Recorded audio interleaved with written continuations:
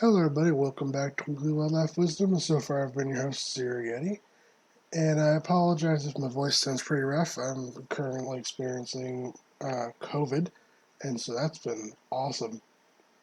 Anyway, let's get into it. The first animal of the week being the golden toad, also known as the Monteverde toad, the Alahuel toad, or the orange toad. It is a extinct species of true toad that was once abundant in the Eflin cloud forest surrounding the city of Monteverde, Costa Rica. Here it lived near streams and pools of rainwater around 4,900 to 6,900 feet in elevation, feeding primarily upon insects, crustaceans, and other invertebrates. The golden toad is an extreme example of a sexually dimorphic amphibian, with males having possessed a very striking solid orange coloration compared to females, who had a pattern of black and scarlet, with scarlet blotches edged with yellow. Males have proportionally longer limbs and larger, more acute noses than females, while females had enlarged cranial crests above the level of the orbit, which is the eye socket, while the males had the crests that were much lower down the skull. The female was also on average significantly larger than males, ranging around 1 3/4 inches to 2 1/2 inches in length, compared to males at around 1 1/2 to 1 3/4 inches in length. The golden toad was a prolific and explosive breeder that would gather in large numbers from April to June around small temporary ponds and pools located throughout the forest. During this time, the competition between males for females was quite fierce, with males generally outnumbering females by around a ratio of 8 to 1. After mating, the female would lay around 200 to 400 eggs, which would hatch after around 5 days, and fully metamorphosis from tadpole to toad after around 4 to 5 weeks. After being first described in 1966 by herpetologist J. Savage, a combination of deforestation, climate change resulting in lower rainfall, and an epidemic of cryptodiomycosis caused by pathogenic cryptid fungus, Bacterocriton dendrobatius, utterly decimated the amphibian species. The last known sighting of a golden toad was that of a solitary male in May of 1989. Next up is Barosaurus, which was a genus of giant, long-tailed, long-necked sauropod dinosaur which roamed throughout the Morrison Formation of North America throughout what is today Utah, Oklahoma, Colorado, Wyoming, and South Dakota during the Cretaceous to the Tithonian stages of the late Jurassic period, some 155 to 148 million years ago. The first Barosaurus remains were discovered in South Dakota by Miss E.R. Ellerman and excavated by Othniel Charles Marsh and John Belt Hatcher of Yale University in 1889. Only six-tailed vertebrae were recovered at the time, forming the type specimen which Marsh named Barosaurus lentus, from the classic Greek words baris, meaning heavy, and saurus, meaning lizard, and the Latin word lentus, meaning slow. The rest of the type specimen was left in the ground under the protection of the landowner, Mrs. Rachel Hatch, until it was collected 9 years later in 1898 by Marsh's assistant George Robier Wildman. These remains consist of vertebrae, ribs, and limb bones. In 1896, Marsh had placed Barosaurus in the Atlantosauridae family, and in 1898, he instead reclassified it as a diplodocid for the first time. Today, Barosaurus is known from a handful of specimens, with the most complete skeleton dubbed Gordo, currently residing in the Royal Ontario Museum of Toronto, Canada. Barosaurus was large, even by sauropod standards, averaging some 80 to 100 feet in length and 13 to 22 tons in weight, with some indications, such as the enormous vertebrae of the BYU 9024 specimen, suggesting a length of up to 150 feet and 66 tons in weight. Despite being closely related to the more famous Diplodocus, Barosaurus was proportioned differently. It had a longer neck, which was supported by an additional vertebrae, but it also had a shorter tail than most of the Diplodocids. This longer neck supports the theory that the numerous Jurassic sauropods were able to peacefully coexist with one another without contradicting each other's food sources by feeding from different levels of trees and plants throughout the environment. Barosaurus's long neck may have allowed it to feed on a more diverse range of fauna. Flora. Aside from the lengthy proportions, Barosaurus somewhat resembled the average duplicated sauropod, with a narrow, flat, long skull and peg-like pencil teeth used for stripping plants of their leaves. Despite having a shorter tail, it is still theorized that Barosaurus could have used this tail to defend itself against predation by animals such as Allosaurus and Torvosaurus.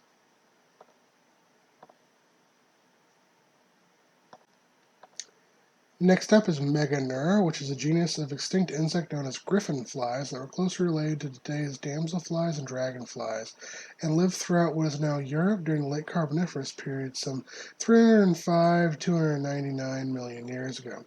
The first fossils of Meganeura were uncovered from the coal measures of Commentary, France, in 1880, and 1885 French paleontologist Charles Brongniart described and named these specimens Meganeura, meaning large nerved, after the distinct network of veins on the insect's wings.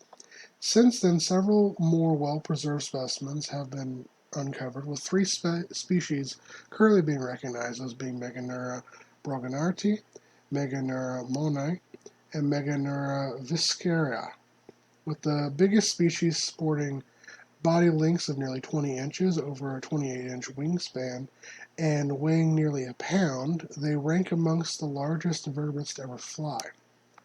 Like modern dragonflies, Meganeura sport enormous eyes relative to body size, and the spines in the tibia and tarsi sections of the legs would have functioned as a flying trap to capture prey at the time, such as amphibians, early reptiles, and other arthropods. It is generally considered the maximum potential size of an insect is dictated by how much oxygen is available for respiration.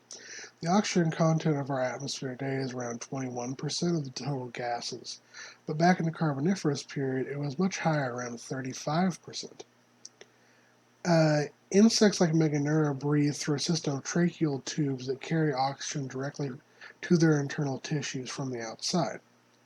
A higher amount of oxygen in the atmosphere would supply a passive boost to these tissues with no effort on the part of the animal, allowing them for a larger growth. Falling oxygen levels after this period would mean that the giant insects and other arthropods simply did not have enough oxygen to maintain their large size, resulting in either the evolution of smaller forms or the outright extinction of the larger. Next up is Deinonychus, which is a genus of dromaeosaur theropod dinosaur that lived throughout North America, chiefly Oklahoma, Utah, Wyoming, Montana, and possibly Maryland, during the early Cretaceous period, some 115 to 108 million years ago. The first remains of what is known to be Deinonychus were uncovered near the town of Billings, Montana in 1931 by paleontologist Wierum Brown, who uncovered them while excavating and preparing the remains of an ornithopod dinosaur, Tenotosaurus. Wierum dubbed the animal Daptosaurus agilis, but never got around to formally describing the animal. In the August of 1964, paleontologist John Ostrom led an expedition from Yale's Peabody Museum of Natural History which uncovered more than 1,000 bones belonging to at least 3 different individual Deinonychus. These were named Deinonychus from the Greek Dinos, meaning terrible, and Ionicus, meaning claw. Later studies by Ostrom and Grant Meyer analyzed their own material as well as Brown's Daptosaurus in detail and found them to be the same species. Since then, over a dozen additional specimens including a mother and a nest of her eggs, have been uncovered, with one species, that being Deinonychus anthropus, being recognized. Deinonychus could reach around 11 feet in length, a hip height of around 3 feet, and a weight around 160 pounds. The 16-inch long skull was equipped with powerful jaws lined with around 70 curved blade-like teeth. The tail was long and rigid and would have acted as a counterbalance when running. Additionally, Deinonychus possessed large hands with 3 claws on each forelimb. The first digit was shortest and the second was the longest. Each hind foot bore a sickle-shaped claw on the second digit, which was probably used during predation to stab into the prey's vital organs. In life, Deinonychus would have inhabited tropical and subtropical forests bordering on coastal deltas and inland lagoons, where they would have fed upon fish, reptiles, amphibians, small dinosaurs, and occasionally formed loose packs or mobs to bring down larger game such as sick, older, and infirm Deinonychus. Next up is the Columbian Mammoth, which is an extinct species of mammoth that inhabited the Americas from as far north as southern Canada to as far south as Costa Rica during the Pleistocene epoch from around 1 million years ago to around 10,500 years ago. The Columbian mammoth was first scientifically described in 1857 by naturalist Hugh Falconer, who named the species Elephas columbii after the explorer Christopher Columbus. Christopher Columbus is a horrible person, just to know. Standing some 13 feet tall at the shoulder and weighing upwards of 11 tons, the Columbian mammoth was not only amongst the largest mammoths, but the largest land mammals to ever walk the earth. It had long, curved tusks and 4 molars, which were replaced 6 times throughout the lifetime of the individual. It most likely used its tusk and trunk like modern elephants for manipulating objects, fighting, and foraging. Bones, hair, dung, and stomach contents have been discovered, but so far no fully preserved carcasses are known. Living in female-led herds of around 15 to 25 individuals, they would have traveled throughout the prairies, scrublands, and open woodlands of North and Central America, feeding upon sedges, grasses, fruits, and other foliage. They are noticeably absent from the Arctic regions of Canada and Alaska, which were instead inhabited by woolly mammoths. Where the ranges of the two species overlap, there is genetic evidence that suggests that they interbred. Additionally, genetic evidence shows that the pygmy mammoths of the Channel Islands of California evolved from Columbian mammoths. For a few thousand years prior to their extinction, Columbian mammoths also coexisted in North America with the first humans to inhabit the Americas, who hunted them for food, used their bones to make tools, and depicted them in their ancient art. The Columbian mammoths disappeared at the end of the Pleistocene period around 10,500 years ago, most likely a result of habitat loss caused by a combination of climate change and hunting by humans.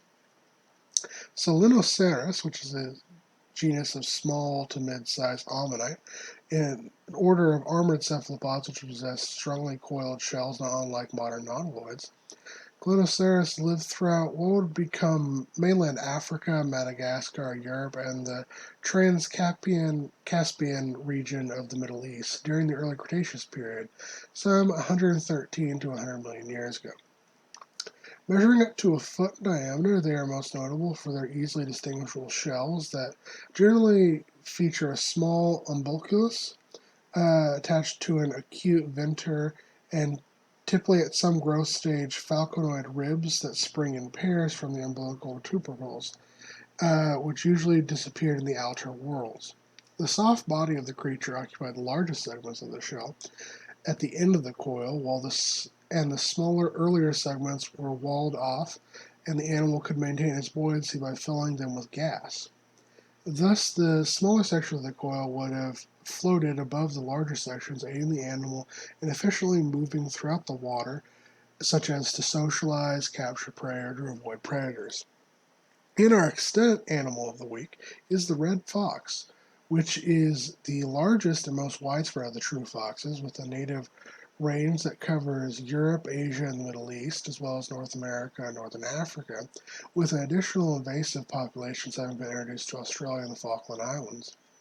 While they prefer mixed vegetation communities, they are remarkably adaptable and utilize a wide range of habitats, including both wet and dry forests, scrubland, taiga, as well as prairie, desert, mountains, farmland, and urban areas, feeding upon equally a wide range of food such as rodents, rabbits, marsupials, insects, crustaceans, small birds, fruits, nuts, carrion, grasses, amphibians, small reptiles, and garbage.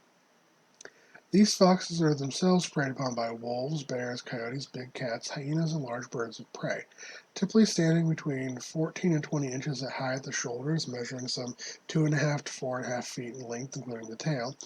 They can range from 6 to 30 pounds in weight.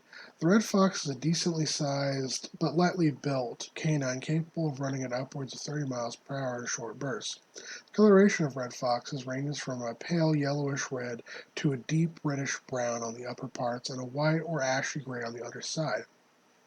The lower part of the legs is usually black, and the tail is usually white or has a white or a black tip.